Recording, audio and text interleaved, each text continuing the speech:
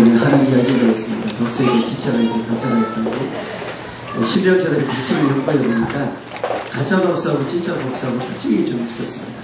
가짜 목사의 특징은 박수를 참 쳤는데 몇 번 쳤는지 혹시 몇 번 쳤는지 기억나세요? 네 번이요. 10번. 10번. 그렇군요.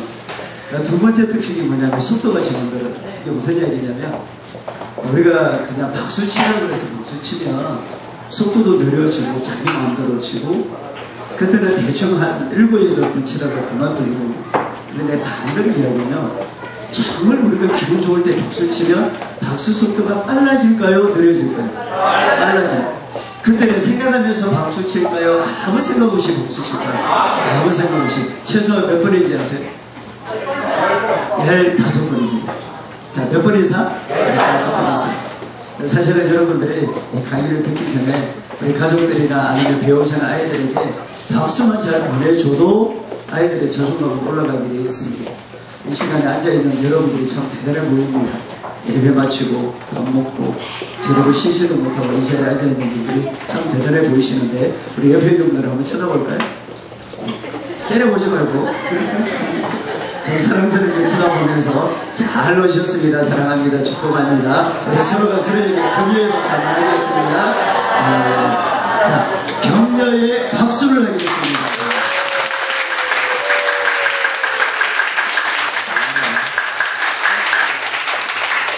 하여튼간에 제가 이렇게 설명하고 나면 박수 치는 게 다르다요. 제가 나올 때는 대충 치다가 많은 것 같아요. 제가 목사님한테 강의 요청을 받고 예설을 하면 좋았고 좀 고민이 많았습니다. 어떤 강의를 할까 고민하다가 제가 예배 시간에는 소통에 관한 이야기를 좀 하려고 하고요. 이 시간에는 좀 리더십의 영향력에 관해서 이야기를 할 텐데 리더십 그러면 우리가 교회에서는 교사도 리더십이고 또요 우리가 중직자로 생긴다는 것도 리더십이고 또 가정에서는 제일 중요한 것은 아비로서 어미로서의 이 리더십이 있잖아요. 그런데 여기에는 영향력이 있다는 거예요.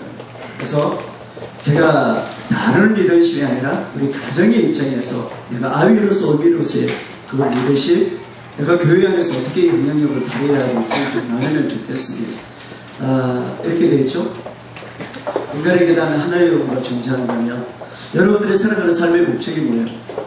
여러분들의 가정을 이루고 여러분들의 신앙생활하는 삶의 이 목적이 뭐예요? 성경에 행복이라는 단어가 등장할까요? 나옵니다. 5번 나옵니다. 그래서 신명기 10장 13절이나 신명기 33장 2절에 29절에 이렇게 이야기합니다. 오늘 우리가 살아가는 삶의 목적이 있는데 그것은 행복이라는 겁니다. 그래서 신명기 33장 29절에 이렇게 이야기합니다. 이스라엘이여 너는 행복한 사람이로라. 이스라엘이 무슨 뜻이죠? 하나님의 백성들이여 하나님의 사람들이여 너는 어떤 사람이다? 행복한 사람. 오늘 이 자리에 앉아있는 우리들은 이미 어떤 사람이에요? 행복한 사람. 그래서 우리 옆에 있는 분들에게 인사할까요? 당신은 행복한 사람입니다. 당신은 행복한 사람입니다. 자, 우리는 어떤 사람이라고요? 행복한 사람. 가족이 모이면 이렇게 행복해야 되잖아요. 그래서 제가 참 좋아하는 시입니다. 소망의 책인데 같이 한번 읽어볼까요? 시작. 하나님의 생각을 나라를 지도하라. 오늘 하늘을 마치면 내일 구름이 볼지 모른다. 어제는 이미 당신의 것이 아니니 지금 하라. 친절한 말 한마디가 생각나거든 언제 말해라? 자, 친절한 말 한마디 언제 하라고요? 지금. 자, 지금 옆에 있는 분들에게 이렇게 인사합니다. 사랑합니다. 축복합니다. 읽어볼까요? 자, 같이 읽어보겠습니다. 시작. 이들은 당신의 것이 아닐 줄도 모른다. 사랑하는 사람이 언제나 당신 곁에 있지는 않는다. 사랑이 많은 이들은 지금 하라. 미소를 주고 싶거든 지금 웃으라. 당신의 친구가 떠나기 전에 진면을 피고 가슴에 설레는데 지금 당신의 미소를 어떻게? 자, 언제 웃으라고요? 네. 우리는 꼭 이렇게 도전받고 이래가지고 언제 웃어요? 집에 가서 웃잖아. 집에 가서. 중간에 이렇게 이야기합니다. 사랑하는 사람이 언제나 당신 곁에 뭐라고요? 있지는 않는다. 저는 이 태국을 볼 때마다 저희 아버님이 생각이 납니다.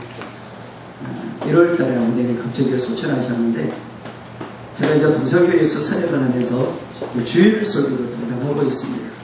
저희들은 본당이 있고 학교 예배당이 두 군데가 있어서 담임 목사님이 본당에서 설교하면 파트너 부목사는 학교 예배당에서 설교하고요. 담임 목사님이 학교 예배당에서 설교를 하면 파트너 목사는 본당에서 설교를 합니다. 그래서 주일날 오전 1부, 2부, 3부 설교를 하는데 4개월마다 한 번씩 돌아옵니다. 1월달에 이 주일을 설교하는 게 너무 부담이 돼서 그래도 마지막 5주에 내가 설교를 끝내고 아버님을 모시고 병원에 갈 계획이었습니다. 그런데 저희 아버님이 그 한 주간을 못 참으시고 1월 넷째 주 주일날 제가 설교를 마치고 잠시 쉬고 있는데 연락이 온 거예요. 아버님이 갑자기 소천하시고 많은 분들이 우리 집에 와서 우리 시골에 와서 아버님을 위해서 기도해 주시고 같이 찬양하고 예배하고 그분들이 돌아가신 그 집으로 간 후에 10분 후에 소천하셨어요. 너무 갑자기 소천하셔서 제 마음이 너무 허전한 거예요. 그래서 이 시를 볼 때마다 생각이 납니다. 사랑하는 사람이 언제나 뭐라고요? 당신 곁에 있지는 않는다. 그래서 우리가 웃어야 될 때 언제 웃어야 된다고요? 지금 한번 웃어보는데 한번 쳐다볼까요? 그리고 한번 웃어보겠습니다. 자, 준비 시작. 이거는 참 부르기가 좋을 것 같아요. 그죠? 읽어볼까요? 시작. 불러야 노래를 지금 불러라. 내가 정말 노래 부르기에는 어렵다. 나의 노래를 지금 불러라. 불러서 할 수 없는 것은 결코 없다. 내가 해야 할 일을 시험을 쓰는 시간 언제요? 지금. 자, 언제라고요? 그래서 이런 말을 이유가 아시죠? 나에게 찾아온 오늘로 시작된 행복. 언제가 행복이라고요? 오늘이 지금이 행복. 강의 들으면서 인상 쓰지 말고 어떻게 하라고요? 마음껏 즐기시면 돼요. 자, 이게 뭘까요? 뭔가 만나는 장면입니다. 보세요. 만나잖아요. 우리는 반가운 사람 만나면 어떻게 하죠? 손을 꼭 잡아주죠. 조금 더 반가우면 안아주잖아요. 꼭 안아주잖아요. 그리고 반가운 사람 만나면 손 잡고 그 다음에 하는 게 뭐예요? 인사잖아요. 어떻게 해요? 자, 이렇게 인사합니다. 자, 거기서 이렇게. 자, 우리 옆에 있는 분 손을 한번 잡아볼까요? 손 잡고 뭐라고 인사하면 좋을까요? 저는 이 말 참 좋아합니다. 자, 같이 읽어볼까요? 자, 옆에 있는 분들 손 잡고 같이 읽어보겠습니다. 시작. 당신, 자, 다시 뭐라고요? 서두신다 이런 뜻이 있습니다. 당당하게 살자, 신나게 살자, 멋지게 살자, 조중에 살자. 어떻게 살자고요?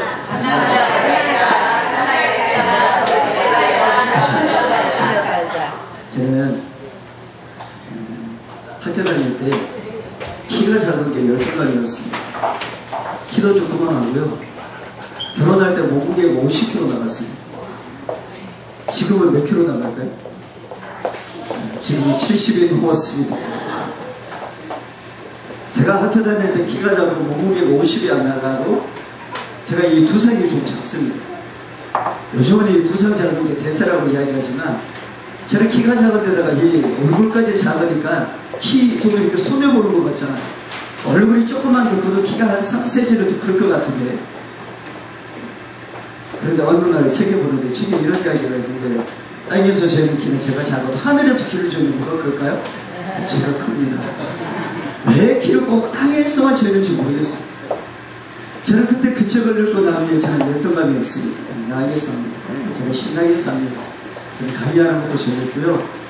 주일날 설교하는 것도 너무 재밌습니다. 때로는 부담은 됩니다. 강의하는 것도 부담이 되고 설교 준비하는 거 부담은 되지만 저는 너무 재밌습니다. 제가 하나님 앞에 소원하고 20살 때부터 사역을 했습니다. 올해까지 부교육자로 29년째 사역을. 저는 29년을 사역했음에도 불구하고 저는 이 사역이 너무 재밌습니다. 너무 좋습니다. 어차피 한번 살다가 죽을 인생, 어떻게 살다가 죽고 싶으세요? 멋지게 살다가 죽는 거죠. 멋지게 살다가. 마지막에 뭐라고 되어 있죠? 조준하게 살자. 저는 이제 키가 작고 아들 6명 중에 장남입니다. 자, 아들 몇 명요? 6명 중에. 제가 몇째처럼 보이세요? 장년처럼 보이세요? 제가 아들만 6명, 남자 동생만 5명입니다. 여자의 형제 없이. 그래서 저희 아버님이 저에게 세미를 시켰어요. 이겨야 산다. 뭐라고요? 이겨야 산다. 그래서 저는 학교 다닐 때 축구를 하든 게임을 하든 공부를 하든 무엇을 하든 제 속에 올라오는 것이 하나 있었습니다. 뭘까요? 이겨야 산다.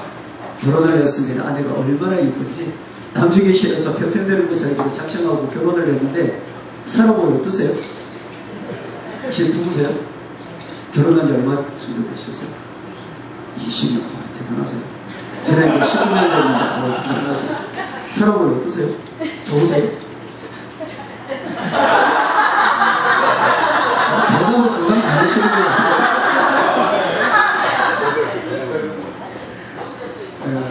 그죠? 심리학적으로 이 사랑의 감정이 얼마나 걸까요? 길면 3년, 짧으면 1년 반입니다. 혹시 여러분들 중에 결혼한 지 3년이 지났는데 아직도 아내 얼굴을 쳐다보거나 배우자 얼굴을 쳐다보면 얼굴이 빨개지고 손에 뭐 전기통하고 혹시 이런 분들 계세요? 이런 분들은 병원 가셔야 돼요. 어떤 병원에 가야 될지는 모르겠는데 병원 가셔야 돼요. 저는 아내가 너무 좋아서 결혼을 했는데 이게 살아보기 쉽지 않더라고요.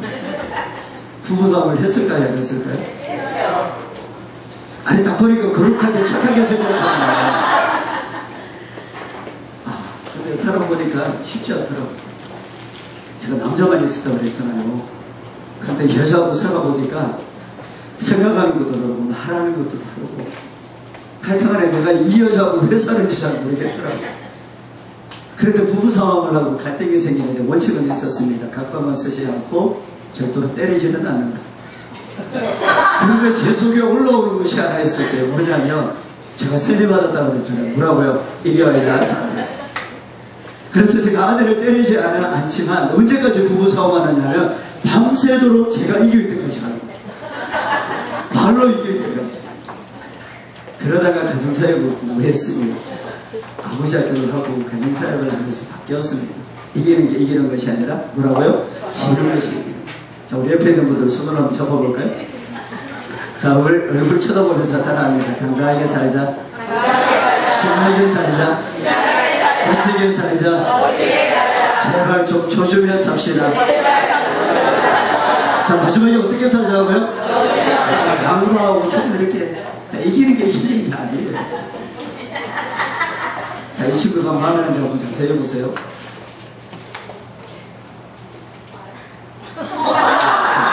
떨어졌어요. 왜 떨어졌을까요? 제가 자세히 보라고 그랬잖아요. 왜? 중심을 못 잡아서 떠요. 놀래서 떠요. 자세히 보라고 그랬잖아요. 네. 이쪽에 공부를 좀 더 잘하는 것 같아요. 이쪽은 좀 못하는 것 같아요. 자, 손가락 가지고 여기 똥꼬를 후빕니다. 똥꼬 후에다가 냄새 맡고 가져갑니다. 혹시 이게 몇 초짜리인지 아세요? 7초입니다. 자, 보세요. 7초짜리 음성 보면서 승질하세요? 즐겁지 않으세요? 무슨 이야기냐면 여러분들이 어떤 자리에 있든지 여러분들이 섬기는 자리에 여러분들을 만나는 사람들에게 무엇을 줄 수 있어야 될까요? 웃음을 줄 수 있어야 돼요. 내가 배우자를 바라보면서 내가 아이들을 바라보면서 웃음을 주고 내가 만나는 사람에게 웃음을 줄 수 있는 사람이 되어야 됩니다. 제가 한 번 더 보여드리는데 두 번을 보여주고 세 번째 보여드리면 반응이 별로 없으세요. 무슨 생각을 가지고 보느냐면 아까 봤는데. 그런데 진짜 행복한 사람은 이렇게 봅니다. 따라하겠습니다. 처음 본 것처럼. 몇 번 봤다고요? 처음 본 것처럼. 이렇게 이야기를 했음에도 불구하고 두 번째와 반응이 다르세요. 손가락 가지고 똥꼬 여기다가 냄새 맡고 제가 보니까 그래도 이쪽은 그 두 번째하고 반응이 비슷한데 이쪽은 거의 제가 그렇게 이야기를 했는데 우리는 만원짜리 지폐가 없는 것처럼 그죠? 수박이 없는 것처럼 우리는 웃고 살아야 되는 거죠. 낙하산하고 사람을 그려고 공통점이 뭘까요? 펴져야 삽니다. 보세요. 낙하산을 메고 뛰어내렸는데 이것이 펼쳐지지 않으면 죽습니다. 그런데요, 이 아이가 늘 인상 쓰고 살면 어떻게 될까요? 얼굴이 펼치지 않으면 죽습니다. 자살하는 사람들 어떤 사람이 자살할까요? 이런 사람이 자살합니다. 늘 얼굴 속에 근심 있는 사람, 우울한 사람이 자살합니다. 여러분들이 강의를 들으면서 여러분들의 생각이 좀 바뀌면 좋겠습니다. 뭐가 바뀌면 좋겠다고요? 자, 이게 무슨 뜻일까요? 신조분사, 호보현자, 수분인명. 갑자기 한자 나오고 영어 나오고. 저는 제가 강의할 때 영어나 한자 쓸 때 좀 고민이 많았었습니다. 옛날에. 근데 저희 아버님 보고 제가 고민을 하지 않습니다. 저희 아버님은요, 초등학교 나오셨는데 상교부부를 탁월하게 하세요. 제가 시골 가서 주차하잖아 이렇게 이야기하십니다. 핸들 이빨 꺾고. 상교부부잖아요. 핸들 요거 이빨 이로 꺾고 한국어 탁월하세요. 그래서 우리는 뭐 영어 쓰는데 주눅들 이유가 없습니다. 그죠? 이게 무슨 뜻이에요? 저 뭔가 있어 보이죠? 아무것도 아닙니다. 산불 조심 자연 보호의 말씀. 자, 보여드릴까요? 산불 조심 자연 보호 의세. 무슨 이야기일까요? 여러분들이 강의를 들으면서 생각이 바뀌어야 된다고 했습니다. 여러분들의 패러다임이 바뀌고요. 여러분들의 시각이 좀 바뀌어야 되는 거죠. 자, 이름을 붙이고 뭐라고 붙이면 좋을까요?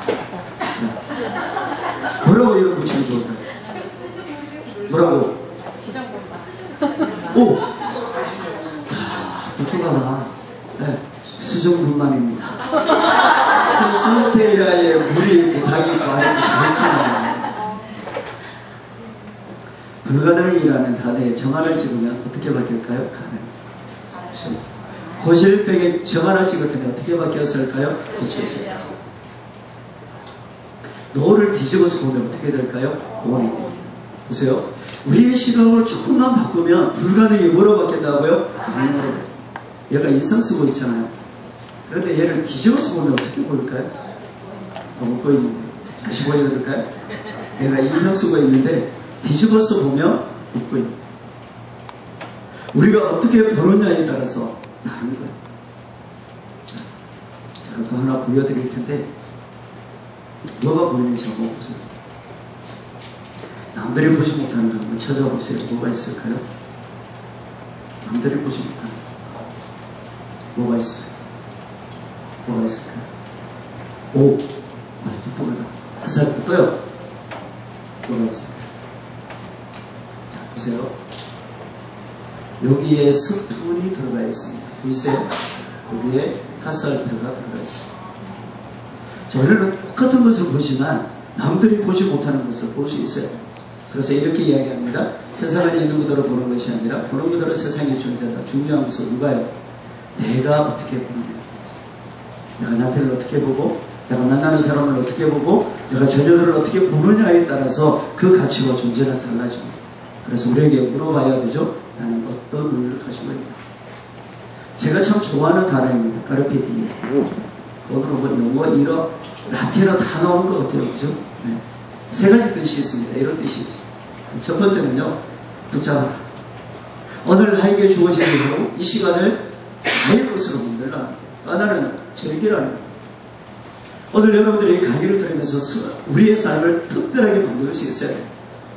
먼저 이렇게 이야기합니다. 이 나라를 어떻게 해요? 붙잡아라. 어떤 사람이요. 머리를 끌어놨더니 입구에 이렇게 붙어있는 거예요. 오늘은 연금 내려공자. 그럼 어떻게 해야 되죠? 어떻게 해야 되죠? 당연히 내려와야죠. 그죠? 집에 갔다가 다음날 갔더니 또 이렇게 붙어있는 거예요. 오늘은 연금 내려공자. 조금 열받았어. 다음날 갔더니 또 이렇게 붙어있는 거예요. 오늘은 연금 내려공자. 우리에게 주는 메시지는 하나가 있습니다. 뭘까요? 이 사람 머리 깎았을까요? 이렇게 이야기해요. 같이 읽을까요? 시작. 바로는 항상 대로만 한다. 결심한. 오늘 여러분들이 말씀을 통해서 은혜를 받으면 주로 많은 사람들이 머리로 은혜를 받고 가슴까지 은혜 받는데 중요한 것은 무엇이 바뀌어야 되는 거예요? 오늘 우리의 삶이 바뀌어야 되는 거예요.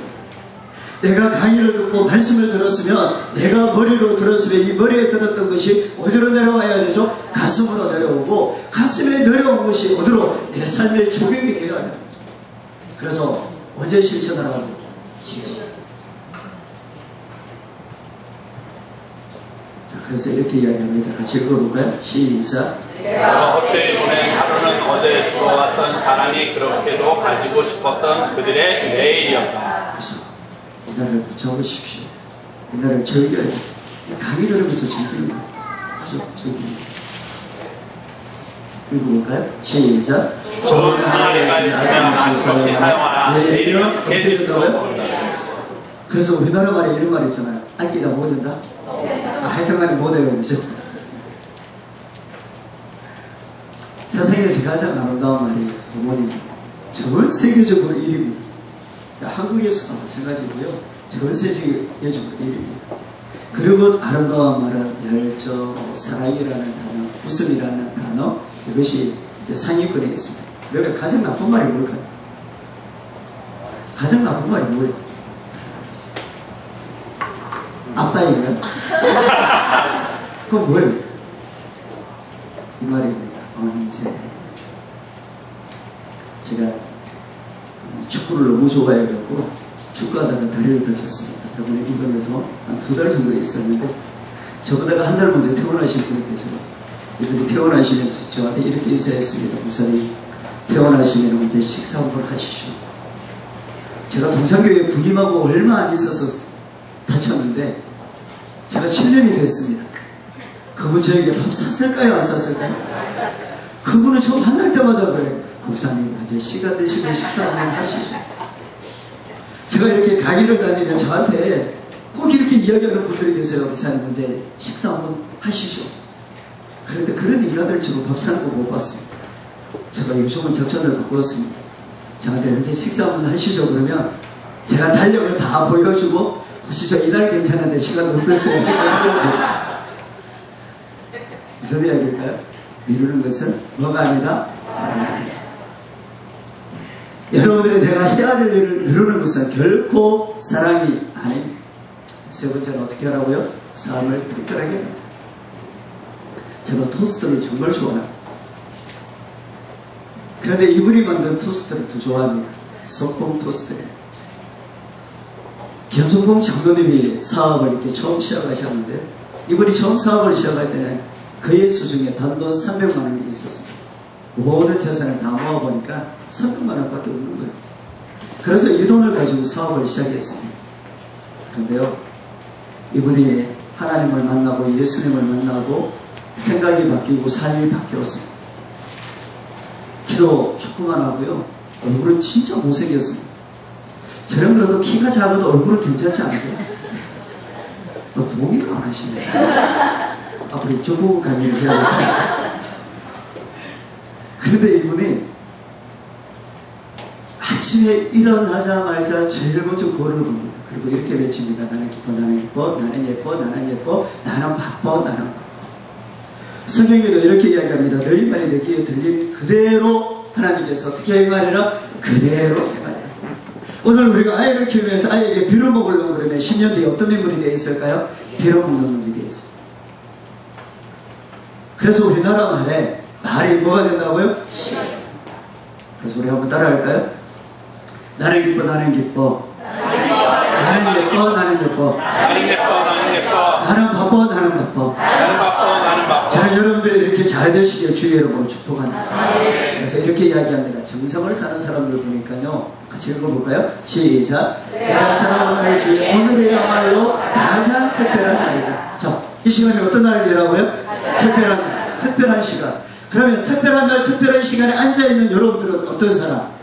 특별한 사람. 우리 옆에 있는 분들에게 인사할까요? 당신은 진짜 특별한 사람입니다. 당신은 진짜 특별한 사람입니다. 자, 우리는 어떤 사람이라고요? 특별한 사람.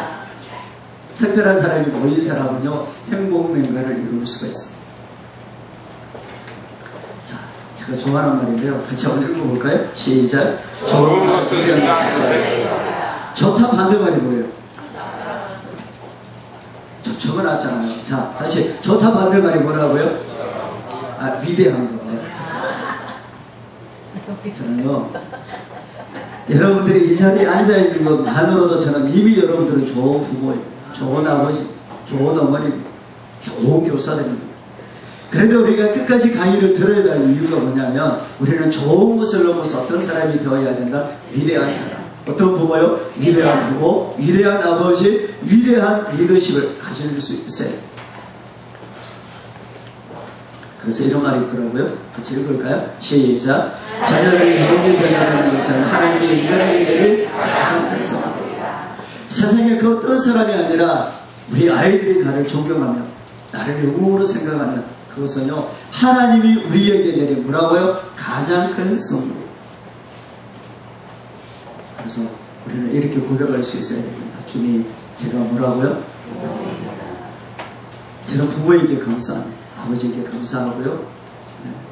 저는 남편인 것이 너무 감사합니다. 그래서 이런 말이 있죠. 같이 읽어볼까요? 시작. 한 아버지의 수준이 한 가정의 수준이고 한 가정의 수준이 바로 한 나라의 수준이다. 그래서 이렇게 이야기할 수 있습니다. 부모가 살아야 뭐라고요? 가정이 살아있습니다. 그래서 되찾아야 될 것이 하나 있습니다. 부모의 신분, 아버지의 신분, 어머니의 신분, 남편의 자리에 찾아야 하죠. 자, 질문입니다. 가족이 뭐예요? 가족이 뭐예요? 저희 동사교회에서는 셀도 가족이라고 이야기합니다. 그래서 우리는 교회를 가족이라고 이야기합니다. 자, 그러면 가족이 뭐예요? 가족이 뭐예요? 여러분들이 생각하는 가족이 뭐예요? 자, 쉽지 않습니다. 그래서 여러 가지로 대답할 수 있습니다. 가족은 다릅니다. 여러 가지. 그죠? 무시대. 그죠? 네. 실제로 가족은 이런 의미가 있습니다. 보세요. 안전, 휴식, 영양, 애정, 변화와 성장.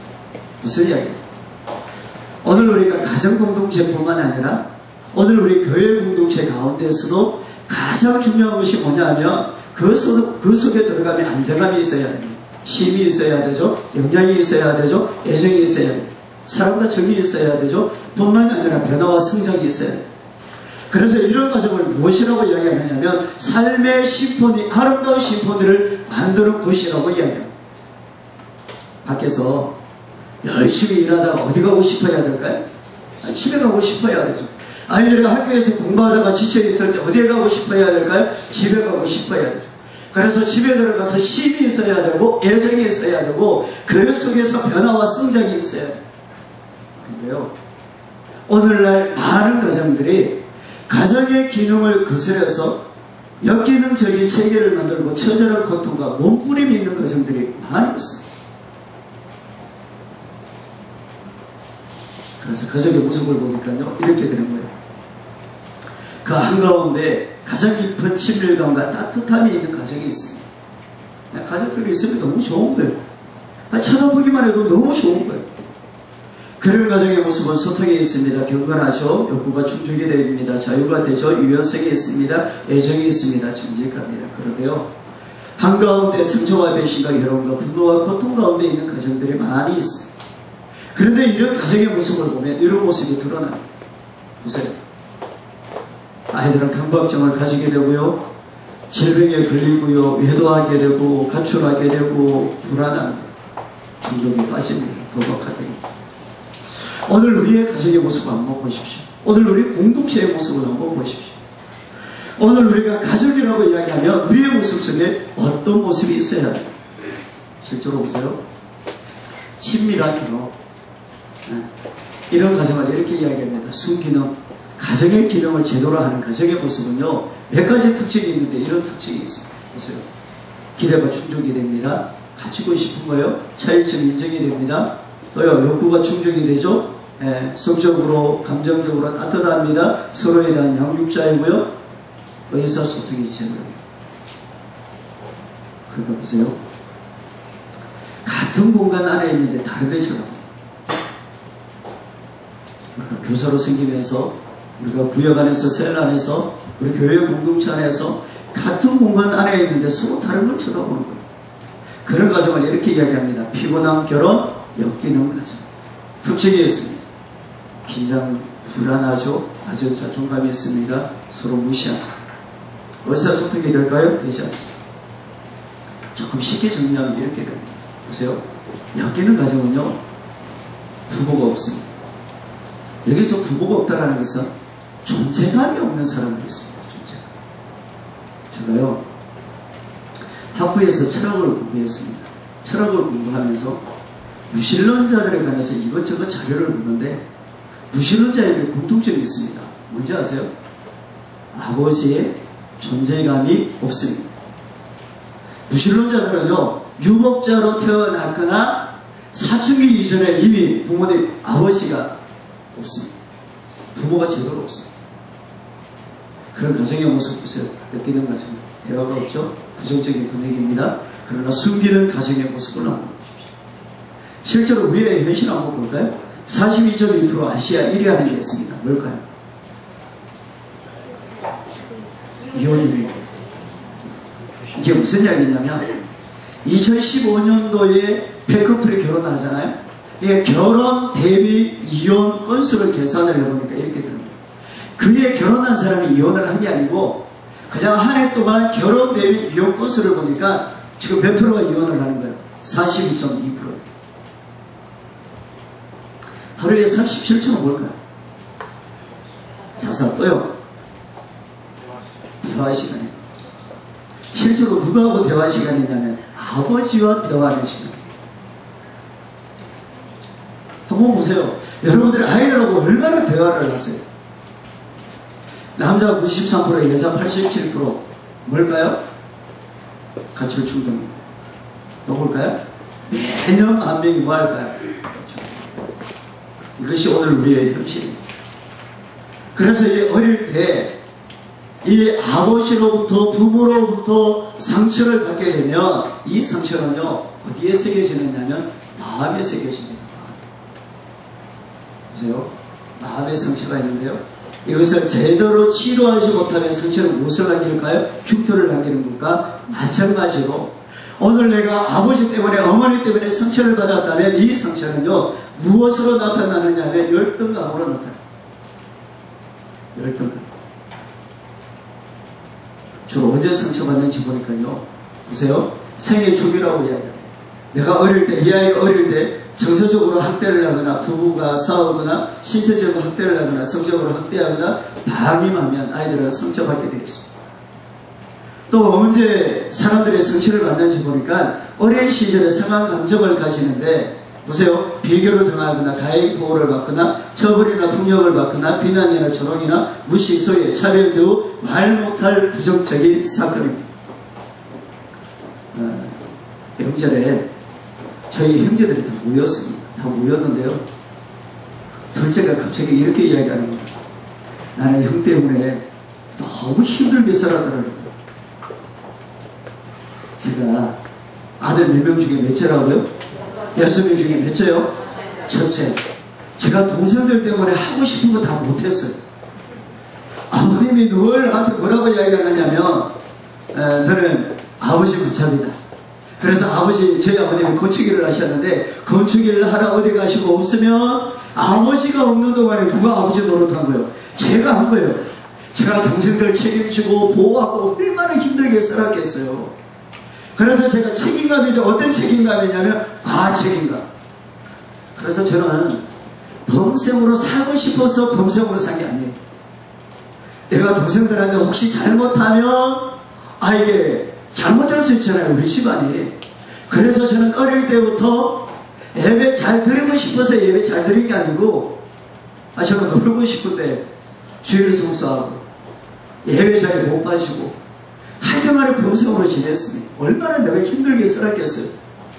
그래서 나는 동생들 때문에 힘들게 살았다고 생각을 했는데 동생이 그러는 거예요. 형 때문에 힘들었다고. 내가 얼마나 마음 상하든지 이야기를 들어보니까 이렇게 이야기하더라고요. 시골에도 보니까 중학교, 고등학교를 같이 다니잖아요. 저를 담임했던 선생님이 동생을 담임한 거예요. 그래서 선생님이 뭐라고 이야기하냐면 어떻게 너희 형은 학교에서 그러지 않는데 너는 왜 이렇게 공부 안 하냐. 그것을 20년 넘게 가슴에 담아두었다고 저한테 이야기를 하더라고요. 들어보니까 되게 미안하더라고요. 자, 언제 상처받는다고요? 비교를 합니다. 저는 할머니에게 가인 보호를 받았습니다. 저희 집은 저는 저희 형제가 6명인데 저희 아버님은 그 위에가 손이 좀 귀했습니다. 그래서 저희 아버님이 저를 낳자마자 저희 어머님이 저를 키우지 못했습니다. 누가 키웠느냐면 할머니가 키운 거예요. 그런데 제가 몸이 약하니까 어릴 때부터 뭘 많이 먹였느냐면 인삼을 많이 먹인 거예요. 그래서 제가 인삼을 많이 먹어가고 이렇게 열이 많잖아요. 제가 인삼을 정말 많이 먹었습니다. 어떻게 먹느냐면 지금도 인삼을 그냥 먹는 거예요. 꿀이 안 치고 먹고 그냥 먹는 거예요. 어느 날 다섯째 동생이 뿌리를 하나 뜯어 먹었어요. 집에 인삼이 있는데 줘주려고 할머니가 딱 두었는데 다섯째 동생이 뿌리를 하나 뜯어 먹다가 들킨 거예요. 어떻게 되었을까요? 죽도록 마셨어요. 근데 저는 그 사건을 몰랐는데 그냥 형제들하고 저런 이야기를 하다가 그 이야기를 하더라고요. 보니까 언제 상처받는 거예요? 가위고. 그러면 나타나는 증상이 있습니다. 움츠러들죠. 잘못된 공격성을 지니죠. 거짓하고 불안한 농담을 하고요. 현실을 부정하고 순응해버립니다. 보세요. 오늘 우리가 남자이든 여자이든 우리 속에 어릴 때 해결하지 못한 이 상처가 있으면요. 문제는 뭐냐면 이런 거예요. 저디의 법칙입니다. 문제는 뭐냐면 그 상처가 내가 해결받지 못하면 어떻게 될까요? 반드시 내가 리더십의 자리에 가거나 내가 어떤 상황이 되면 이게 다 드러나는 거예요. 부전자전이라는 말이 있습니다. 아버지가 폭력을 행사했더니 자녀들은요 폭력을 행사합니다. 알코올 중독에 빠지면요 전염이 도박이나 마약이나 섹스나 바람둥이 거짓말 패러디 어떻게 해야 될까요? 다 전염돼요. 다 전이가 되는 거예요. 그래서 부모의 영향력은 이 아이를 한번 자세히 보세요. 제가 강의를 하다가 보면 허리가 아프고 제가 어제 주일 설교가 있음에도 불구하고 오전에 축구를 했습니다. 저희 교회에 이제 축구 동아리가 있어서 축구 시합을 하는데 안 하려고 참으려고 그러다가 그 유혹에 제가 못 이겨갖고 축구를 했어요. 그러다가 왼발을 약간 다쳤습니다. 그러게 한쪽 다리가 불편하니까 서 있는 자세가 어떤 자세냐면 짝다리 짚는 거예요. 나도 모르게. 그런데 아내가 어제도 제가 어디 강의하고 있는데 아내가 그것을 발견하고 뭐라고 이야기하느냐면 아내하고 똑같다. 짝다리 짚고 서 있는 모습조차 똑같은 겁니다. 제가 강의하다가 좀 힘들면 뒷짐 주고 왔다 갔다 합니다. 그러면 저랑 똑같이 생긴 놈이 하나 왔다 갔다 해요. 누구일까요? 제가 그 아이에게 가르쳐준 적이 있을까요? 없을까요? 없습니다. 그런데 배워. 보세요. 부모의 영향력인데 좋은 것이든 나쁜 것이든 흘러갑니다. 문제는 뭐예요? 좋은 것보다가 부정적인 것이 더 영향력이 큽니다. 그래서 이 부정적인 것 때문에 내가 쓴 마음을 가지고 가해자가 되죠. 그러면 피해자를 낳습니다. 이 피해자는요 또 다른 가해자를 만들고 이 가해자는 또 다른 피해자를 만듭니다. 그래서 이 속에 상처가 있는 사람을 이렇게 이야기합니다. 몸은 어른인데 삶은 아이입니다. 그래서 성인 아이라고 그러죠. 이렇게 이야기합니다. 설정을 따라 가정을 부린 할아버지 밑에 누가 있을까요? 알코올 중독 가정폭력 아버지 밑에 음주 문제 유흥에 집착하는 아이가 있습니다. 제가 성경보다 깜짝 놀랐습니다.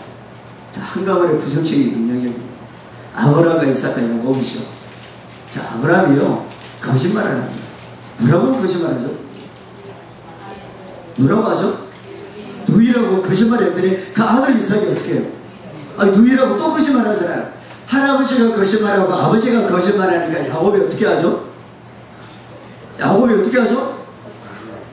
아버지 이삭을 속이고 또요 형 에서를 속이고 또요 외삼촌 집에 가서 라반까지 속이잖아요.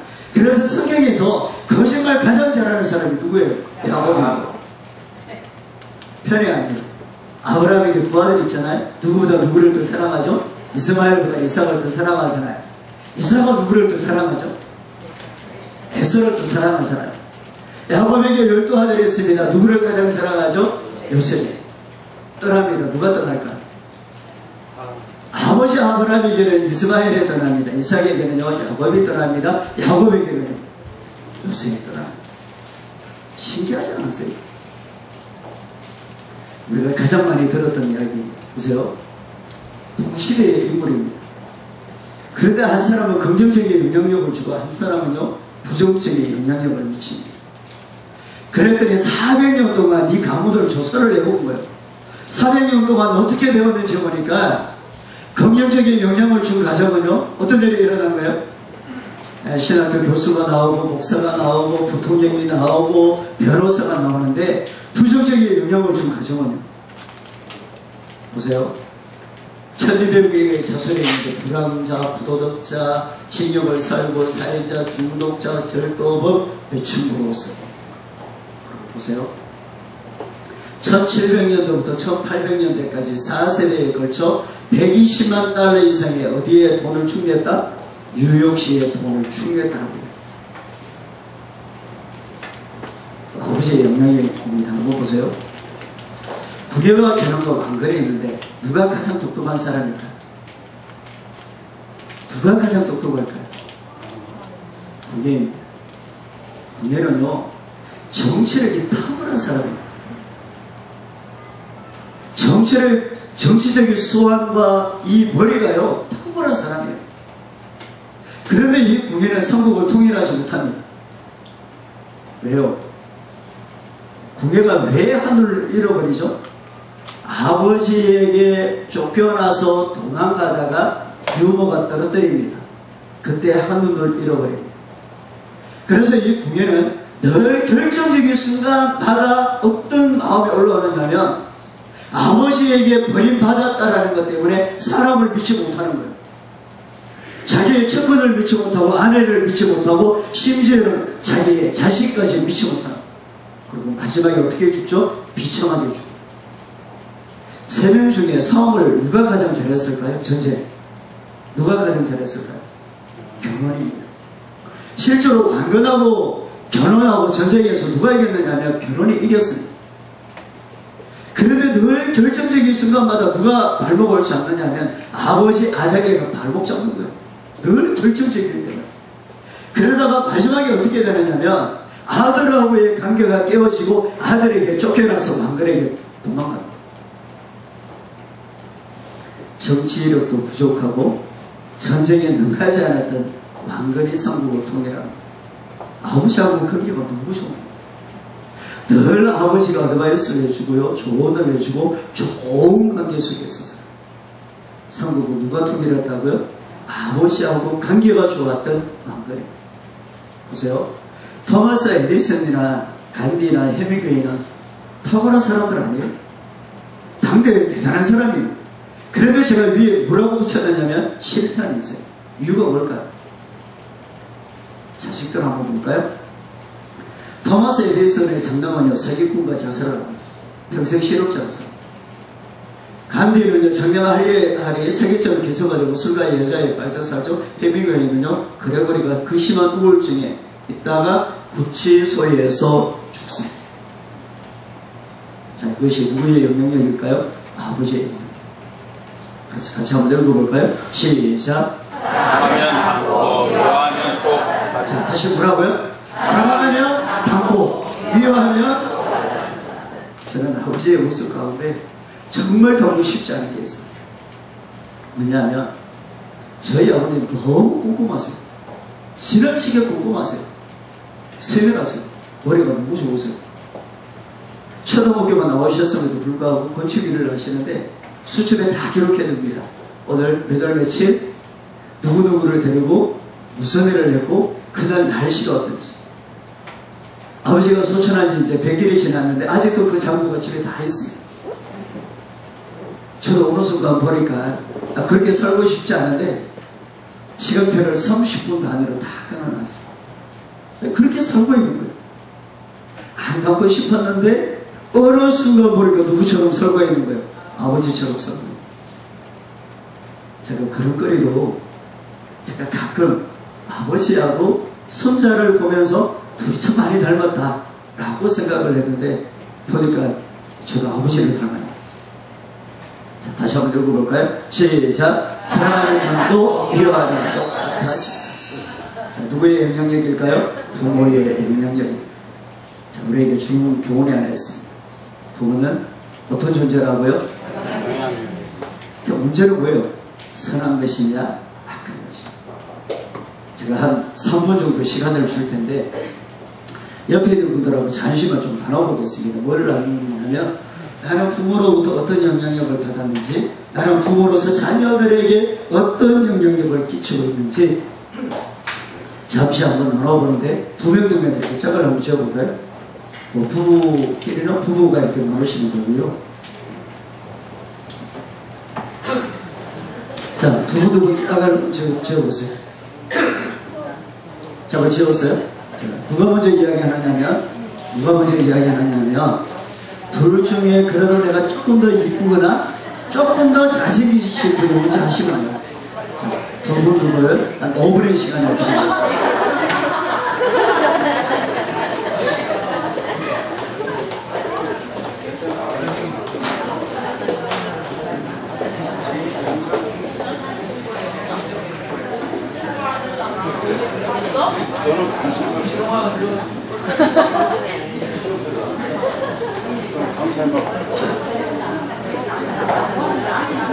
자, 자기 없으신 분 알아서 두 명 드리고 하세요.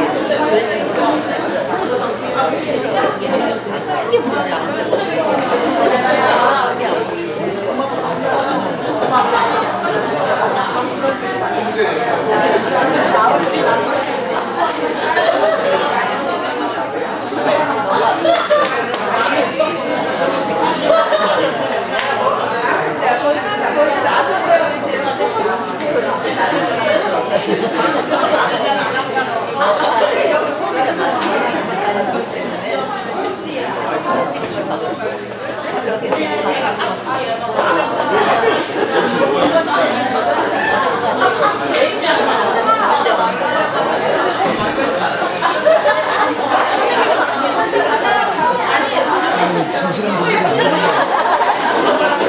진짜로.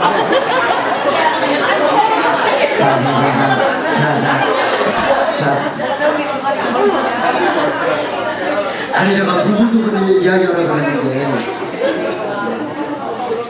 자, 못한 이야기는 다음에 하는 걸로 하고.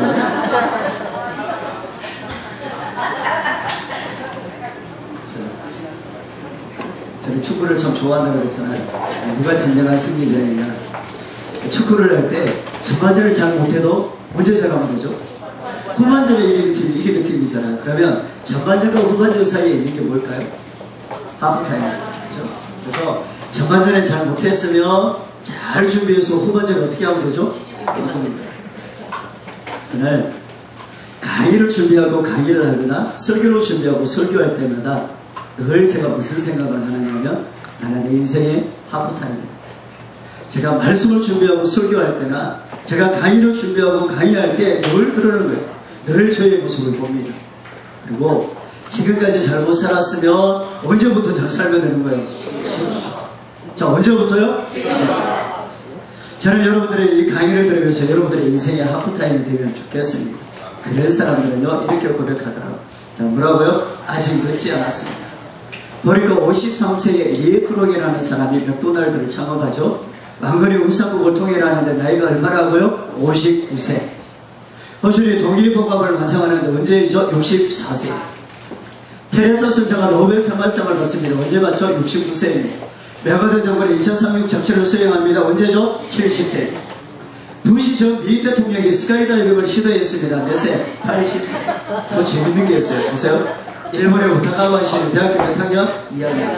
그런데 나이가 얼마라고요? 97세. 자, 우리 옆에 있는 분들에게 인사하겠습니다. 아직 늦지 않았습니다. 자, 다시 뭐라고요? 아직 늦지 않았습니다. 실제로 우리는 언제 상처받죠? 언제? 뭐 때문에 상처받았어요? 거리 때문에 상처받았어요? 괜히 적인 것 때문에 상처받았어요? 거리적인 거 아니에요? 아버지로서 권위가 있어야 됩니다. 맞죠? 어머니로서 권위가 있어야 되죠. 근데 문제는 뭐냐면 이 권위가 긍정적으로 나타나야 되는데 어떻게 나타나는 거예요? 부정적으로 나타나는 거예요. 할아버지의 거리적인 모습 때문에 아버지에게 어떤 모습이 드러날까요? 거리적인 모습이 드러나요. 저도 저희 아버님이 굉장히 거리적이세요. 아들 6명이라고 그랬잖아요. 아버지 앞에 가면 꼼짝 말아요. 저도 아버지 관첩이라는 표현 때문에 동생들이 실제로 바로 밑에 동생은 18개월 차이거든요. 그런데 남들이 보면 하늘 건담처럼 보여요. 저한테 함부로 말하지 않습니다. 막말하지 하지 않습니다. 깍듯하게 이해를 갖추고. 저도 몰랐는데 제 모습 속에 권위적인 게 있더라고요. 저는 저희 아버님이 건축 일을 하셨는데 좀 힘든 일이잖아요. 지금 생각해보니까 정말 대단하신 분인 것 같은데 아들 6명을 다 대학을 보내고 결혼을 시켰어요. 대단한 거잖아요. 그때는 몰랐어요. 아버님이 일하러 가시면 월요일날 가시면 금요일이나 토요일날 오세요. 그리고 주일을 보내시고 다시 또 일을 하러 가세요. 새벽부터 밤늦게까지 그냥 그렇게 사셨어요. 그때는 그것이 사랑인지 몰랐습니다. 근데 저희 아버님이 월요일날 일하러 가시면 저는 너무 좋은 거예요. 누가 없으니까 아버지가 없어요. 아버지가 얼마나 무서운지 아버지가 없으니까 너무 좋은 거예요. 그런데 수요일이 지나고 목요일이 되면 갑자기 제 가슴이 답답해져요. 저는 몰랐습니다. 제가 이 가정사역이나 상담을 공부하기 전에는 왜 그런지를 몰랐어요. 목요일이 되고 금요일이 되면 이게 가슴이 두근두근하고요. 아버지 언제 오시다가 이야기만 들어도 너무 싫은 거예요. 그러면서 제가 어릴 때 기억이 뭐냐면 토요일 날 왜 학교에서 오전만 수업하는지 저는 이해가 안 되는 거예요. 아니 토요일 날 좀 늦게까지 수업하고 야간 자율학습하고 집에 늦게 갔으면 좋겠는데 토요일 날 문제 수업하는 거 끝나죠? 옛날에 12시 되면 끝나잖아요. 저는 이게 너무 싫었습니다. 아버지 그러면 너무 무서워요. 그래서 저는 어릴 때부터 신앙생활할 때, 기도할 때, 왜 하나님을 아버지라고 부르는지 이해가 안 됐어요. 그래서 어린 마음에 저는 아버지가 싫어갖고 뭐라고 기도 안 하냐면 주님, 예수님, 주로 이렇게 기도했어요. 살아계신 하나님 아버지라고 불러야 되는데 저는 그냥 살아계신 하나님 고맙습니다. 몰랐습니다. 제 마음속에 아버지에 대한 두려움이 있고 아버지에 대한 무서움이 있고 아버지가 너무 싫어요. 제가 정성이었음에도 불구하고 아버지라는 단어가 너무 싫어요. 왜요? 아버지의 어떤 모습 때문에? 권위적인 모습. 참 많이 맞았어요. 네, 동생들이 잘못했으면 누가 잘못한 거예요? 아니, 저 인간이 잘못한 거잖아. 근데 누가 책임진 거예요? 제가 책임진 거예요. 그래서 저는 어릴 때부터 과책임감과 범생이 아닌데 범생처럼 살아야 되는 거, 저는 지금 후회되는 게 뭐냐면 주일날 땡땡이 못 쳐보게 저는 후회돼요. 그래서 제가 목표가 하나 있는데 어떤 목표가 있느냐면 제가 담임 청빙을 받기 전에 한 2주나 3주나 놀 계획이 뭐하고 놀 거냐면 교회 안 가고. 제가 어릴 때부터 신앙생활을 하고 20살 때부터 전도사 생활을 한 거예요. 그런데 20살 때부터 사역실을 옮기는데 이번 주에 여기에서 인사하면 다음 주에 부임 인사했어요. 한 번도 제가 주일을 놀아본 적이 없어요. 오늘도 제가 정말 미친 계획을 세운 거예요. 제가 목사님이 요청하니까 어쩔 수 없이 왔는데 제가 이번 주에는 수요일날 수요예배 수요예배 설교하고 목요일날 설교 준비 마무리하고 금요일날 구리 지구촌교회에 가서 강의하고 토요일날 오전에 축구하고 오후에 다시 설교 마무리하고 묵상하고 저녁에 충주교회에 가서 강의하고 오늘 새벽부터 일어나서 주일날 1부 2부 설교하고 끝나고 밥도 제대로 못 먹고 국산으로 먹고 제가 여기 온 게 다예요. 나 왜 이렇게 사는지 몰라. 제가요 보니까 어릴 때부터 저희 아버님이 저에게 시킨 것 때문에 세대시킨 것 때문에 이렇게 삽니다. 아버지가 너무 미운 거예요. 그러다가 가정사역 공부하면서 특히 아버지 학교 가면서 1년 강의를 들으면서 제 생각이 바뀌었어요. 제가 아버지한테 상처 많이 받았잖아요. 그때 제가요 아버지를 용서하기로 했어요. 왜냐하면요 제가 아버지하고의 관계가 회복이 안 되니까 악순환의 머리가 계속 돌아가는 거예요. 나도 모르게. 용서는요 하회하고 다릅니다. 하회는 어떻게 하는 거예요? 서로 주고받는 거잖아요. 용서는 누가 하는 거예요? 내가 하는 거예요. 저희 아버님 죽으실 때까지 저한테 미안하다는 이야기 한 번도 안 하셨어요. 그런데 제가 그렇게 무서웠던 아버지가 어느 순간 용서하는 그 순간 누가 불쌍히 보이기 시작했느냐면 아버지가 불쌍하게 보이기 시작했어요. 이런 이야기가 있더라고요. 우리가 사는데 F가 몇 개 필요하다고요? 2개 필요하다. 하나는요 잊어버리고 하나는요 최규철 선생님인데 이분이 1960년도에 덴마크에 유학을 갔다 왔습니다. 1960년도에 덴마크에 유학을 갔다 왔다는 이야기는 대단한 사람이에요. 목사님의 아들입니다. 한 달이 창창한데요. 차를 타고 가다가 사고가 난 거예요. 화재가 났습니다. 온몸의 60% 이상의 쌈도 화상을 입어버려요. 손을 잃어버리고 얼굴을 잃어버렸습니다. 그래도 그분이 이렇게 이야기하는 거예요. 사고가 난 뒤 그 고통을 잊지 않았다면 지금처럼 못 살아서 이제야 그 자리에 또 썩을 채우지. 또 이미 지나간 일이 누구 잘못이 어디 있어? 내가 용서해야 나도 뭐라고요? 용서받는 거예요. 저는 저희 아버지를 보면서 저희 아버지는 저에게 가해자였잖아요. 얼마나 잔인했겠어요. 그런데 제가 강의를 들으면서 생각이 바뀐 거예요. 아버지는 저에게 가해자였는데 아버지 입장에서 또 보니까 아버지도 피해자더라고요. 누구에게요? 아버지의 아버지에게. 그러니까 저희 할아버지의 입장에서 보니까 아버지가 피해자더라고요. 그러니까 아버지가 피해자라는 사실을 보니까 피해자의 모습 속에는 뭐가 있어요? 연약성이 있습니다. 알고 보니까요 가해자의 자녀성과 피해자의 연약성은 동일. 우리 아버지의 모습. 그래서 이런 말이 있는 거 아세요? 세상에서 가장 큰 용서가 뭘까요? 세상에서 가장 큰 용서가 뭘까요? 그것은요, 부모에 대한 용서. 특별히 아버지에 대한 용서. 실제로 여러분들이 살아가면서 어머니 때문에 상처받으세요? 아닙니다. 요즘은 어머니 때문에 상처받는 사람들 많지만 그런 어머니가 아니라 엄마에게 상처받는 거예요. 실제로 우리가 살아가면서 우리를 괴롭게 하는 것은요, 아버지에 대한 상처예요. 그리고 이 아버지에 대한 이 상처가 해결되지 않으면 내가 가정에서 아비로 의미로 살아가면서 그 모습이 드러나는 거예요. 내가 공동체를 섬기면서 그 공동체 가운데 이것이 해결되지 않으면 늘 부정적인 것들이 드러나는 거예요. 한번 보세요. 공동체를 어렵게 하는 사람, 아버지와의 관계가 무난하지 않습니다. 관계가 좋지 않습니다. 그래서 이런 말이 있더라고요. 부모로부터 받았던 상처는 막을 수가 없었다 할지라도 내가 아버지로서 자녀에게 줄 경험은 내가 뭐라고요? 충분히 선택할 수 있다. 내가 어떻게 하고? 용서. 제가 아버지를 용서했다고 생각했는데 시간이 지나니까 또 생기더라고요. 또 생겨.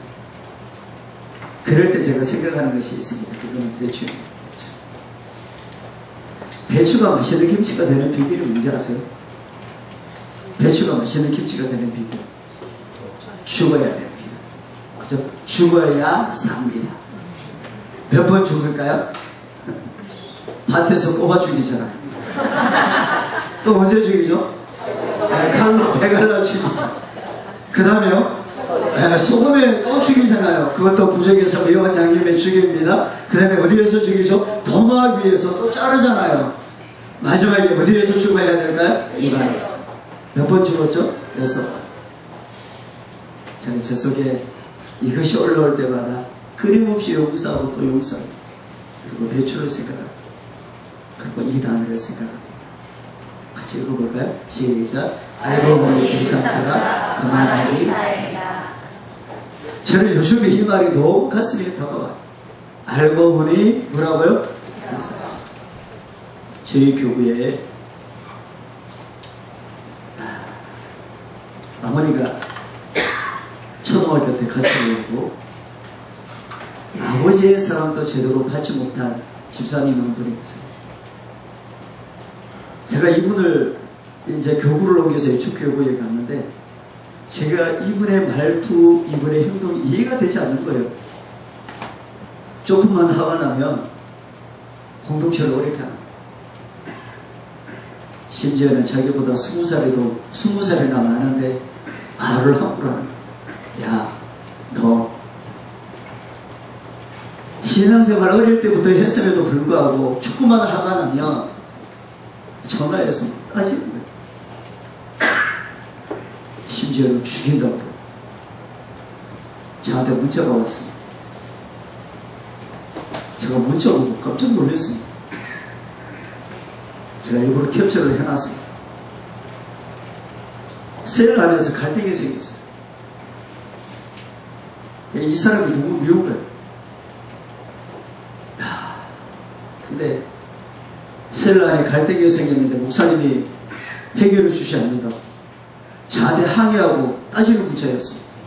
솔직하게 저거 무슨 죄가 있어요? 저거들끼리 싸웠으면 누가 해결해야 되는 거야? 자기들끼리 해결해야지.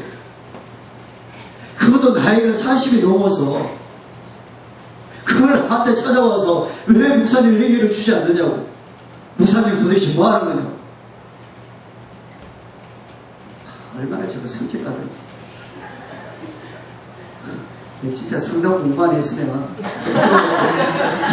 진짜. 근데 그분을 잘 아시는 집사님에게 제가 물어봤어요. 혹시 이분이 어릴 때 어떻게 자랐느냐고 물어봤더니 분별학교 다닐 때, 초등학교 다닐 때 어머니가 거절한 거예요. 아버지랑 너무 술 먹고 때리고 사랑을 받아본 적이 없어요. 결혼을 하고 애를 낳고 사는데 조금만 조금만 이 속에 불편한 것들이 생기면 남편을 힘들게 하고 아이를 힘들게 하고. 그런데요, 남편이 너무 착해. 저도 처음에 이해가 안 되었어요. 신방을 갔는데 남편은 너무 착해. 그런데 여기는 말도 거칠어. 어떻게 이 두 사람이 이렇게 살지? 이분이 상처가 있음에도 불구하고 같이 살 수 있는 이유로 보니까 남편이 너무 착해. 다 받아줘. 다 이해해줘. 그러면서 제가 가슴에 와닿더라고요. 알고 보니 뭐라고요? 불쌍하다. 우리 옆에 있는 분들에게 인사할까요? 알고 보니 불쌍하다. 알고 보니 불쌍하다. 그만하기 다행이다. 그만하기 다행이다. 알고 보니 뭐라고요? 불쌍하다. 저는 저희 아버지들 보니까요, 너무 불쌍해요. 그냥 살면 살수록, 시간이 지나면 지날수록 아버지가 더 그립고 더 불쌍한 거예요. 자, 알고 보니 뭐라고요? 불쌍하다. 그만하기 다행이다.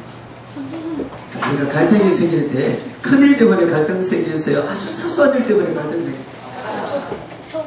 우리가 생활할 때, 뭐 때문에 불편하세요? 호랑이나 사자 때문에 불편하세요? 사소한 모기나 파리 때문에 불편하세요? 모기는 파리 아니에요? 자, 그래서 우리 옆에 있는 분들에게 이렇게 인사하겠습니다. 사소한 일에 목숨 걸지 말자. 그런 사람들은요, 생각이 바뀝니다. 자, 보세요. 똑같은 그림인데 어떻게 보면 미녀로 보이고 어떻게 보면 마녀로 보이고, 그렇죠? 두 가지로 보이고, 또 어떻게 보면 이것이 인상 쓰고 있는 것 같지만 뒤집어 보면 어떻게 된다고요? 웃고 있습니다. 물음표입니다. 뒤집어서 보면 어떻게 보일까요? 물개가 공돌이 하는 것처럼 보여요. 똑같은 상황인데 뒤집어서 보면 전혀 다릅니다. 그래서 우리는 이렇게 이야기합니다. 같이 읽을까요? 시작. 용서를 한다고 과거가 바뀌진 않지만 미래는 바꿀 수 있다. 자, 용서한다고 과거가 바뀔까요? 나는 좀 바뀌었으면 좋겠는데 바뀌지 않더라. 그럼 뭐가 바뀔까요? 우리의 미래는 바뀝니다. 인풀이 아시죠? 9살에 부모에게 버림받았습니다. 부모가 죽어서 버림받은 게 아니고요, 이혼하고 살아있음에도 불구하고 버렸습니다. 친척집에 버린 거예요. 9살에 친척집에 갔더니요, 사촌 오빠들이 성폭행을 했어요. 다른 사람이 아니에요. 보호하고 책임져 주어야 될 사람들이 뭐 한 거예요? 성폭행한 거예요. 버림받았잖아. 그래서 이 과거의 상처가 자기를 힘들게 할 때마다 그는 한 단어를 외칩니다. 소화. 과거가 힘들게 할 때마다 끊임없이 소화. 그래서 어쩌란 말이에요. 이 과거를 끊임없이 용서합니다. 그리고 그의 인생이 어떻게 되었을까요? 달라집니다. 김태현 회장, 이분 아세요? 이분은요, 경북 김천의 고향입니다. 아들을 기다리는 시간에 정월 초하루에 태어납니다. 자, 무엇을 기다리는 시간? 아들을 기다리는 시간. 언제 태어났다고요? 정월 초하루. 울음소리가 너무 큰 거예요. 그래서 아들을 좀 봤더니 딸이고요. 그래서 태어나자마자 버려버려요.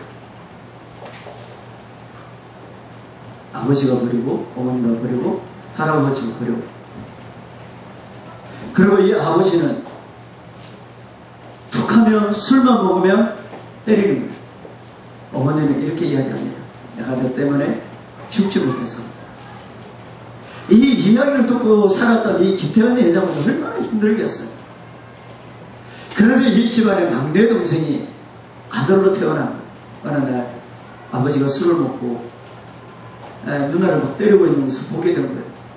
그래서 이 막내 동생이 참다 못해서 아버지를 때렸습니다.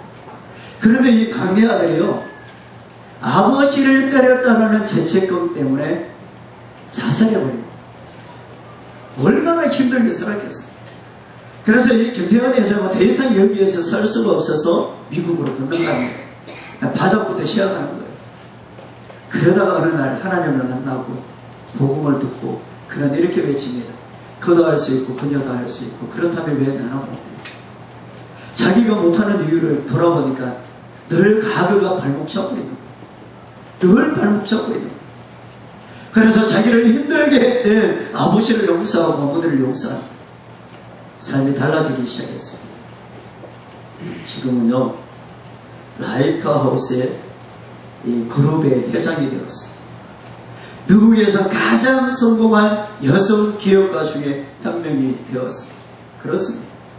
오늘 여러분들의 공동체 가운데, 여러분들의 가정 가운데 정말 잘 살기를 원하세요? 그러면 여러분들이 반드시 해야 될 일이 하나 있는데, 그것이 뭘까요? 그것은 용서입니다.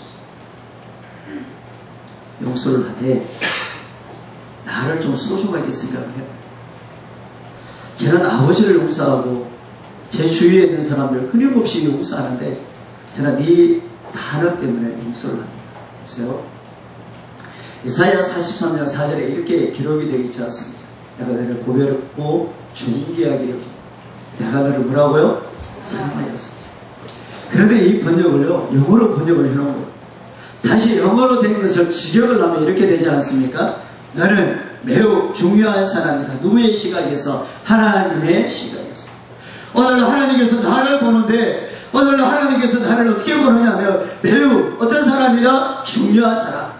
나는 나약하고 나는 부족한데 하나님께서 나를 어떻게 보는 거예요? 매우 중요한 사람. 누구의 시각에서? 하나님의 시각에서. 오늘 우리 아버지는 어떤 존재일까요? 중요한 사람. 무섭기도 하지만 중요한 사람. 오늘 옆에 앉아있는 사람 어떤 사람이에요? 중요한 사람이에요. 누가 보시기에? 하나님 보시기에. 그래서 세자로 줄이면 뭐예요? VIP. 우리 옆에 있는 분들에게 이렇게 인사할까요? 당신은 매우 중요한 사람입니다. 자, 우리는 어떤 사람이라고요? 매우 중요한 사람. 매우 중요한 사람. 하나님이 보시고, 다리가 길다고 뭐 하지 마라? 잘하지 마라. 다리가 길어서 너무 불편해 보이잖아요. 그래서 비난하고 지적하고 그러지 말라는 거예요. 여러분들이 용서했다면요, 그 다음에 해야 될 일이 있습니다. 네 가지가 있습니다. 보세요. 내가 용서하고 나면 내 마음속에 뭐가 생길까요? 빈자리가 생깁니다. 빈자리. 근데 이 빈자리에는 무엇으로 채워야 되느냐면 이 네 가지로 채워야 되는 거예요. 결속하고, 사랑하고, 인도하고, 협송하고. 자, 결속은요, 이렇게 하는 거예요. 보세요. 나를 기준으로 해서 아내가 있고, 부모가 있고, 형제가 있고, 자녀가 있습니다. 누가 1번이에요? 누가 1번이에요? 나 빼고. 부모. 네. 여기는 부모. 또요. 아내. 또요. 자녀. 자녀가 1번? 네. 정확한 순서는 뭘까요? 배우자입니다. 남편에게는 아내에게는 남편. 그게 1번입니다. 그 다음에는 2번이 누굴까요? 자, 2번은 자녀입니다. 이거 순서 어기면 안 돼요. 자, 다시 1번이 누구라고요? 배우자. 2번은요?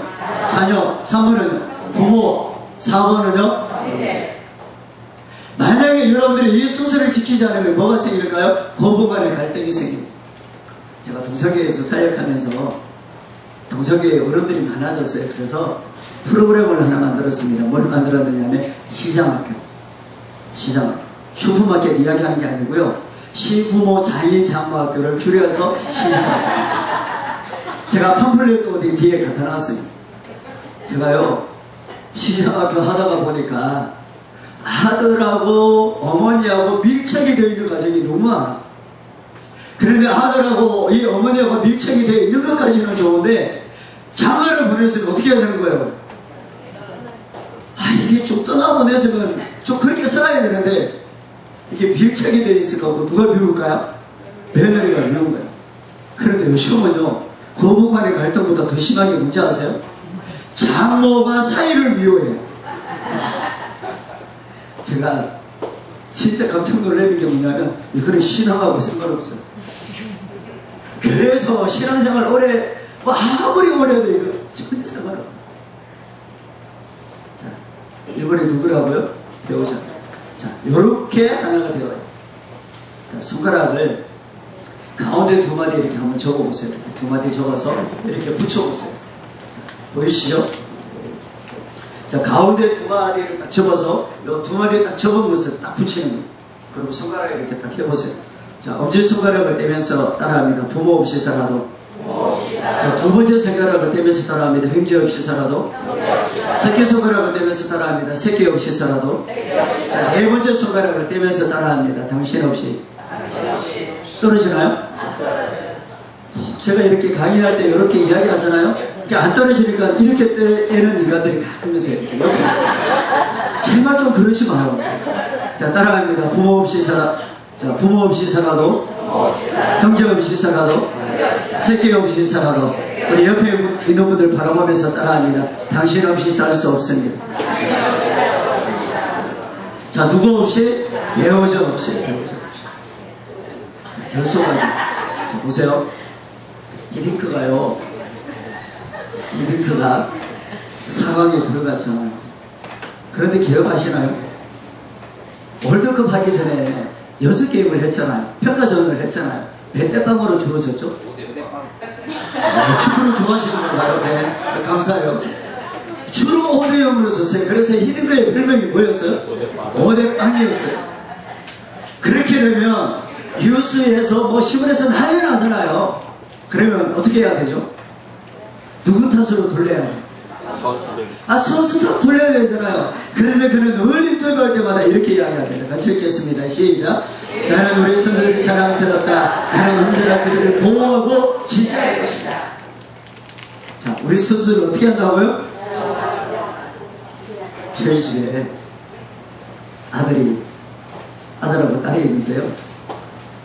딸은 저를 닮아서 계획성 있게 준비하고 공부를 해요.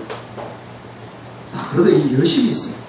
그런데 아들은요, 엄마를 닮았어요. 성격이 너무 좋아. 얼마나 성격이 좋으냐면, 이게 시험 치는 건지, 이게 일상생활에 저게 구분이 잘 안 돼요. 그리고 운동을 얼마나 좋아하는지, 운동 좋아하는 것은 저를 닮았어요. 완전히 운동권이에요. 시험 기간이 됐잖아요? 그러면 어떻게 해야 되죠? 맞죠? 공부 좀 해야 되잖아요. 그런데 인간이 공부를 안 해. 내일 시험 치잖아요? 그래도 오늘 저녁에 할 거 다 하고 놀 거 다 놀고 다음날이 되면 시험 치는 당일은 어떻게 해야 되죠? 그래도 좀 아침에 일찍 일어나서 책이라도 보는 신용을 해야 될 거 아니에요.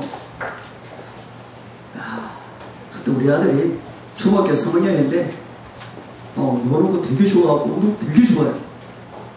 그리고 시험을 쳤어요. 그저께 성적표를 봤어요. 초등학교 때는 평균 90점이었어요. 중학교 1학년 들어갔더니 80점으로 떨어지더라고요. 중학교 2학년이 됐더니 70점으로 떨어졌어요. 중학교 3학년입니다. 그저께 목요일날 새벽에 성적표를 보는데 기절할 뻔했어요. 한 자릿수는 아닌데 한 자릿수에 가까운 거예요. 제가 근데 한마디로 이야기를 했습니다. 제가요, 어릴 때부터 무섭게 자랐다고 그랬잖아요. 범석으로 살았다고 그랬잖아요. 그래서 제가 목사로 살아가면서 우리 아이에게 이 목사 아들인 것 때문에 스트레스 안 주려고 제가 무단히 노력합니다. 그래도 이 인간이 알아서 공부를 좀 해야지. 제가 강의할 때마다 보는 문장입니다. 아이가 시험을 뭉쳤음에도 불구하고 제가 이렇게 이야기합니다. 나는 네가 자랑스럽다. 나는 언제나 너를 보호하고 지지할 것이다. 남의 일이라고 쉽게 하면 하시는 거예요. 제가 아이에게 심어주는 게 있습니다. 소속감과 가치감과 존재감.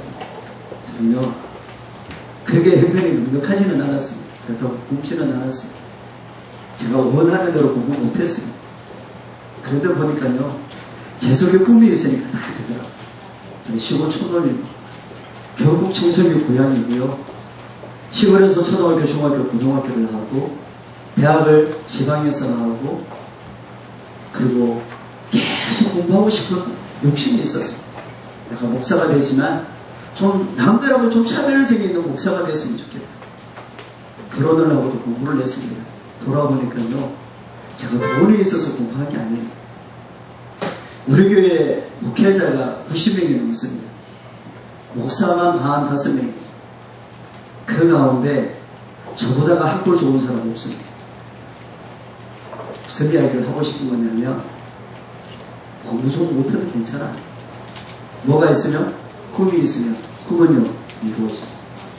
그럼 부모가 해야 될 일이 뭐예요? 여러분들이 리더의 자리에 있다면 여러분들이 해야 될 일은요 자녀들에게 소속감과 가치관과 자신. 여러분들이 교사로 생긴다면 이 아이들에게 뭘 심어줘야 될까요? 소속감과 가치관과 존재감. 그래서 이런 말이 있습니다. 우리가 튼튼한 나무는 하나님 흔들리십니다. 여러분들이 든든하게 서 있으면 자녀는요 결코 흔들리지 않습니다. 자, 여러분들이 용서하고 첫 번째 해야 될 일이 뭐라고요? 결속하는 거예요. 두 번째 해야 될 일은요 사랑입니다. 사랑. 사랑이 뭐예요? 관심 가지는 거죠. 맞죠? 제 강의에 관심이 있으세요? 그러면 누구를 쳐다봐야 돼요? 저 쳐다봐야 돼요. 여러분들 아이에게 관심이 있으면 어디 보고 이야기를 해야 될까요? 눈 쳐다보고 이야기해야 돼요. 여러분들이 배우자에게 관심이 있으면 어디 쳐다보고 이야기해야 되느냐면 눈을 보고 이야기해야 돼요. 또요 사랑한다면요 함께하는 시간이 필요합니다. 칭찬하고 격려해 주어야 돼요. 표현해 주어야 돼요. 또요 소통을 좀 해야 돼요. 제발 말 좀 하고 사십시오. 저는 가족이라는 단어를 참 좋아하는 이유가 있습니다. 그 속에 뭐가 있느냐면 아들의 아들 하여고 이루. 그 속에 뭐가 있어요? 사랑입니다. 사랑이 뭐예요? 사랑. 가족이라는 단어가 아름다운 이유는 그 속에 사랑이 있는데 사랑이 뭐예요? 사랑을 이렇게 이야기합니다. 그렇죠? 네 가지를 조금 더 풀면 이렇게 되는 거예요. 사람은요 볼 때마다 웃어주는 거예요. 자, 가족들 볼 때 어떻게 하라고요? 웃어줘요. 그래서 웃으면 행복의 설치라고 하고요. 또요 유머가 리더십이고요. 기뻐서 웃지 말고 웃어서 뭐라고요? 기뻐져라. 두 번째요 좀 인정해 주세요. L로 오케이 인정. 좀 인정. 칭찬해 주고. 칭찬으로 못 고치는 악습은 어떤 것으로도 못 고칩니다. 칭찬이 곧 나의 뭐라고요? 인격. 세 번째는요 부부싸움을 해도 어떻게 해야 될까요? 윈윈해야 돼요. 성질을 할 때요 우리 아이들이나 우리 배우자를 이렇게 생각하면 됩니다. 나의 1차 고객이다. 심지어 저는 이렇게 생각합니다. 우리 옆집 애다. 보세요. 성적표를 받아왔는데 상상을 초월하는 점수잖아요. 하가 날까요? 안 날까요? 하 안 나세요 여러분? 별로 애들에게 관심이 없으세요? 저는요 진짜 여기까지 올라오더라고요. 그런데 속으로 무슨 생각하느냐면 얘는 옆집 애다. 그렇게 생각하는 순간 어떻게 될까요? 하가 좀 누그러지더라. 쉽지 않습니다. 이는 엔조이입니다. 좀 즐기십시오. 그죠? 가정은 시간으로 쌓아올리지는 것 같습니다. 그래서 사랑을 이렇게 이야기합니다. 그죠? 관심을 갖고 함께하는 시간을 보내고 표현하고 칭찬하고 격려하는 거예요. 말로 하는 거예요. 사랑의 언어 5가지라는 책에 보니까 5가지를 이야기합니다. 스킨십과 함께하는 시간과 봉사와 선물을 통해서 사랑을 느낍니다. 그런데 가장 중요한 게 뭐냐면 인정하는 말입니다. 자, 무엇을 통해 사랑을 느낀다고요? 말을. 제가 이따 예배 시간에 집중적으로 이거에 관해서 이야기를 할 겁니다. 어떻게 이야기하고 어떻게 들을 것인가. 자, 보세요. 우리가 사랑해야 된다는 걸 다 알잖아요. 칭찬하고 인정하고 감사해야 되는 거 다 알잖아요. 그런데 왜 이게 잘 안 됐어요? 이유가 뭐예요? 칭찬하고 인정하고 감사하는 거 당연히 강의를 들으면 다 알잖아요. 그런데 이게 잘 되세요? 잘 안 되잖아요. 왜요? 이유가 뭐예요? 자, 제가 여기에서 열심히 강의하는 게 당연할까요? 놀면서 하는 게 당연할까요? 자, 제대로 좀 대답하세요. 제가 열심히 하는 게 당연해요? 놀면서 하는 게 당연해요? 목이 너무 힘을 주고 이야기해봐도 제가 좀 당황스러워요. 제가 열심히 해야 돼요? 그러면 우리 목사님이 목회할 때 열심히 목회해야 될까요? 놀면서 하는 게 당연할까요?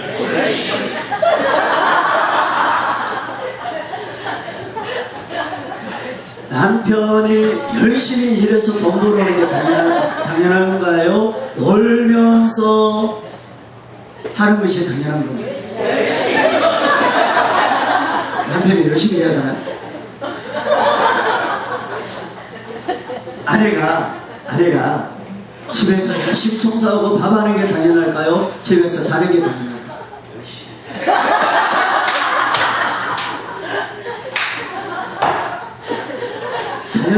자녀들은 열심히 공부하는 게 당연해요? 노는 게 당연해요? 여러분들은 열심히 신앙생활 하세요? 한번 물어봐요. 열심히 신앙생활 하는 게 당연할까요? 놀면서 하는 게 당연할까요? 여러분들 열심히 하세요. 자, 우리 옆에 있는 분들은 한번 쳐다보시면서 한번 물어보세요. 당신 진짜 열심히 하고 있냐고.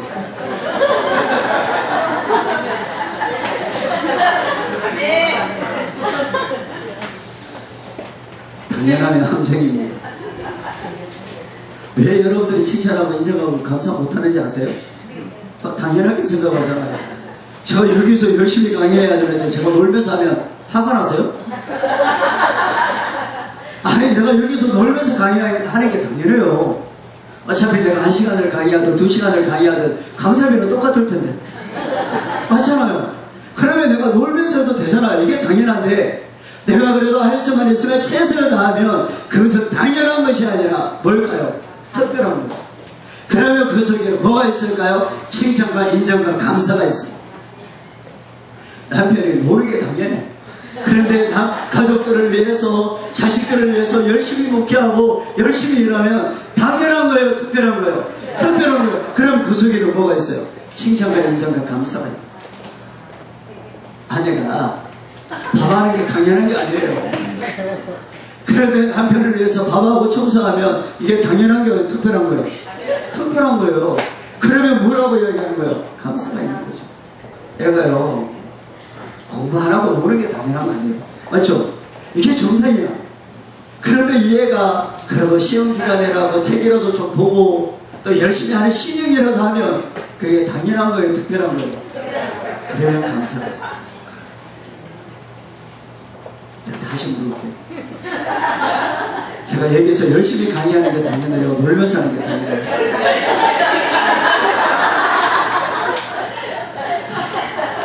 갑자기 집에 가고 싶다.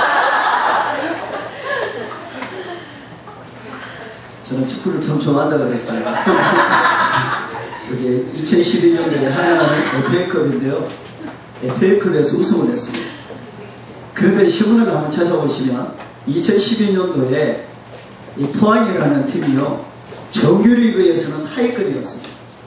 하위권인데요, 게임하다가 자기들끼리 치고받고 싸웠어요. 공을 몰고 가다가 뺏기잖아요. 자기 편 선수들끼리 자기들끼리 막 욕하고 비난하는 거예요. 그래서 감독이요, 참다가 못해서 실험을 하나 했습니다. 그 실험한 것이 그대로 신문에 나온 걸 제가 스크랩을 한 거예요. 무슨 실험을 했느냐면, 한쪽에는 예쁜말 고구마, 한쪽에는 나쁜말 고구마였어요. 실험을 했더니요, 선수들의 한쪽에 가서는 고구마